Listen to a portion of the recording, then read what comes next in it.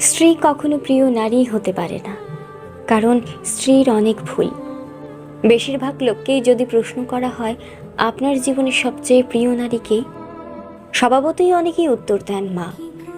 কেউ বলেন মেয়ে, কেউ বলেন বোন, কেউ বা বলেন নানি, কারণ সে তাকে কোলে পিঠে করে মানুষ করেছে। এমন অনেকগুলো সম্পর্কের কথাই উঠে আসে, খুব অবাক লাগে। একজন মানুষও উত্তর দেন না তার বউ তার সবচেয়ে প্রিয় নারী। আসলে বাঙালিদের সমস্যা, বউকে ভালোবাসি বললে মান সম্মান চলে যাবে, লোকে বউ পাগল বলবে, বউয়ের কাছে ছোট হয়ে যাবে, অথবা বাকি পুরুষদের সামনে হেডাম কমে যাবে।